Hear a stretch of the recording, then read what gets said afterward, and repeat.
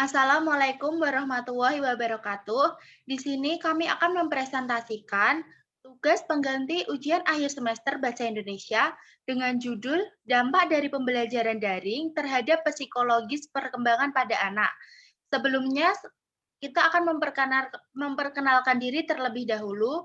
Perkenalkan, nama saya Liza Aini Aziziah, NIM A710200072. Kemudian ada Denada Julieta Sukmawardana, NIM A710200076, dan Aprilia Lintang Fajarwati, NIM A710200080. Abstrak. Pada artikel ini, bertujuan untuk mengidentifikasi dampak dari pembelajaran daring bagi psikologis anak. Metode yang dilakukan dalam penelitian ini menggunakan metode penelitian kualitatif, yang mana pada metode ini menggunakan jenis penelitian deskriptif. Dalam proses pengumpulan datanya dilakukan dengan mencari data yang relevan dari berbagai sumber seperti buku, artikel, dan berita.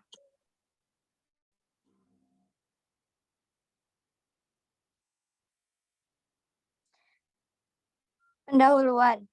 Proses pembelajaran adalah sebuah sistem yang satu dengan yang lainnya memiliki komponen yang saling berkaitan dan saling berinteraksi guna mencapai sebuah hasil yang diharapkan secara optimal sesuai dengan tujuan yang telah diterapkan. Pendidikan merupakan sebuah sistem. Sebagai sistem, aktivitas pendidikan terbangun dalam beberapa komponen, yaitu pendidik, peserta didik, tujuan pendidikan, alat pendidikan, dan lingkungan pendidikan.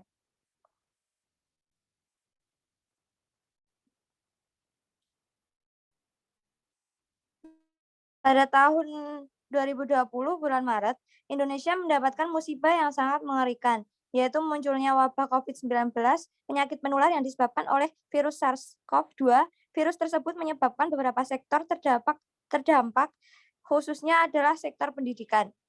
Pada sektor pendidikan terdapat pada proses pembelajaran. Proses pembelajaran yang dilakukan pada saat munculnya wabah tersebut dilakukan secara daring atau dalam jaringan. Psikologis adalah bagian dari psikologi yang merupakan studi yang berkaitan tentang perilaku dan pemikiran seseorang.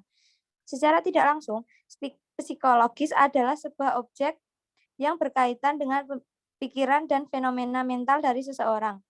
Psikologi dapat mempengaruhi mental seseorang dalam kehidupan sehari-harinya, seperti berpengaruh pada pikiran terutama dalam sebuah fungsi kesadaran, perasaan, ataupun motivasi pada seseorang.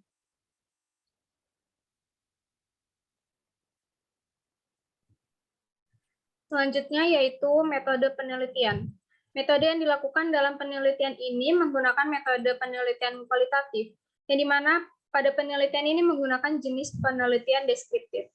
Proses pengumpulan data yang dilakukan pada penelitian ini dilakukan dengan literatur buku dan juga jurnal-jurnal online yang berkaitan dengan dampak dari pembelajaran daring bagi psikis dalam perkembangan anak. Berdasarkan proses pengumpulan data dengan metode studi literatur, dapat diketahui bagaimana kondisi anak saat melakukan pembelajaran daring. Dengan metode ini, kita dapat mendapatkan banyak sekali informasi dengan metode pengumpulan data pustaka, membaca, dan mencatat. Selanjutnya yaitu hasil dan pembahasan. Pembelajaran jarak jauh ini membuat anak-anak terganggu psikisnya dikarenakan hakikat anak atau perilaku yang sering dilakukan anak adalah bermain. Akan tetapi dengan keadaan sedemikian rupa, anak-anak dituntut untuk di rumah saja. Pembelajaran yang dilakukan di rumah berdampak pada psikolog anak dan perkembangan anak diantaranya adalah, yang pertama, anak menjadi kecanduan ponsel. Yang kedua, anak akan mengalami stres pada akademik berkaitan dengan kegagalan akademiknya. Yang ketiga, anak kurangnya bersosialisasi. Masih banyak dampak psikologis bagi anak dalam proses pembelajaran daring, akan tetapi itu membuat dampak secara umum dalam proses pembelajaran tersebut. Psikologis anak merupakan perilaku anak yang dimana pada perilaku tersebut anak dapat meniru apa yang dilihat. Dari hasil penelitian ini yaitu tidak sedikit anak yang merasa pembelajaran daring merupakan pembelajaran yang tidak efisien karena anak-anak harus belajar melalui pembelajaran jarak jauh, yang dimana semua mata pelajaran, baik itu mata pelajaran yang sulit ataupun mudah, dilakukan dengan pembelajaran luring.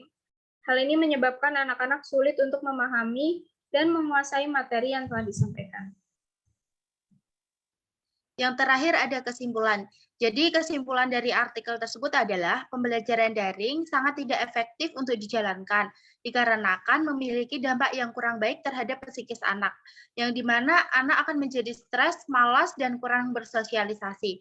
Selain itu, karena adanya wabah COVID-19 ini, pemerintah membuat sebuah keputusan yang dimana para peserta didik diharuskan untuk melakukan pembelajaran daring. Walaupun pembelajaran daring dirasa kurang efektif dikarenakan menyebabkan beberapa dampak bagi anak, akan tetapi dengan adanya kejadian seperti ini, kita harus bisa mengubah dampak negatif menjadi dampak positif agar dapat melakukan kegiatan secara produktif. Sekian presentasi dari kelompok kami. Apabila ada perkataan yang salah, mohon dimaafkan. Wassalamualaikum warahmatullahi wabarakatuh.